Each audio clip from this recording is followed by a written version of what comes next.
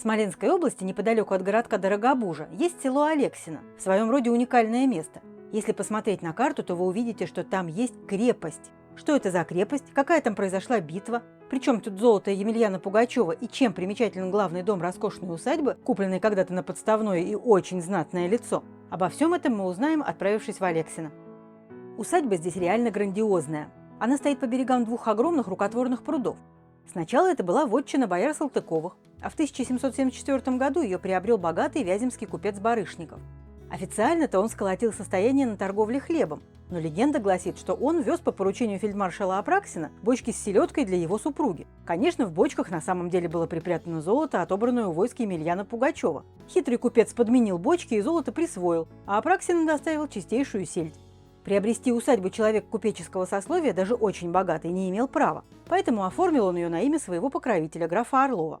Сын купца Иван Барышников получил дворянское звание и законно перевел отцовские владения на свое имя. При нем и был выстроен весь этот усадебный ансамбль. Главный дом – настоящий дворец, хотя и сильно пострадавший от времени. Конечно, как всегда, когда видишь что-то выдающееся, ищи незаурядного архитектора. Здесь к строительству приложил руку сам знаменитый Доминико Жилярди. Дело было в первой половине XIX века. Главное украшение колоссального дворца – чугунный балкон, опирающийся на фигурные колонны. Такой ажурный, что даже не верится, что он сделан из тяжелого металла. Рядом с дворцом целый комплекс из флигелей и служебных построек, изящный белый музыкальный павильон, его многие принимают за усадебный храм, но это не так, и совершенно удивительная Андреевская крепость. Огромная необычная постройка на берегу пруда напротив главного дома носит название Андреевской крепости. От кого защищала эта крепость? Да ни от кого. Это был скотный двор, а возможно еще и конный. Назвали крепость Андреевской в честь сына хозяина и единственного наследника имения. Здание проектировал предположительно Матвей Казаков, а строил его ученик, крепостной архитектор Жданов. Центральную часть украшает высокая башня, сбоку еще несколько башен, соединенных высокой стеной.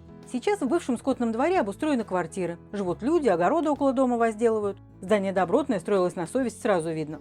Только главная башня, к сожалению, совсем рушится. Вдоль прудов стоят и другие хозяйственные постройки. Некоторые заброшены, некоторые используются местными жителями.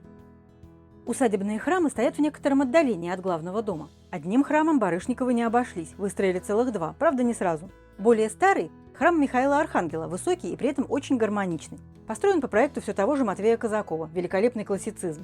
Это, собственно, самое старинное здание усадьбы из уцелевших. Строился храм как усыпальница первого владельца, Ивана Сидоровича Барышникова. Сейчас его двери наглухо заперты, но через дыры в дверях можно заглянуть внутрь, полюбоваться на некогда роскошное убранство храма. Хочется надеяться, что рано или поздно его приведут в порядок. Сейчас, конечно, все иконы и росписи утрачены. В советское время-то в усадьбе была детская колония.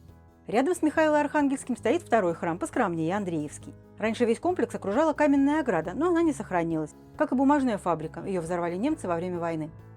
Но есть у этих мест и более древняя история. В полукилометре от усадьбы стоит памятный камень в честь Ведрошской битвы. Раньше это было село Ведроши, и 14 июля 1500 года здесь состоялось сражение между московским и литовским войсками, окончившееся убедительной победой русских. Немаловажное событие тех времен, сейчас забытое, как, увы, и роскошная усадьба Барышниковых, видавшая когда-то лучшие времена.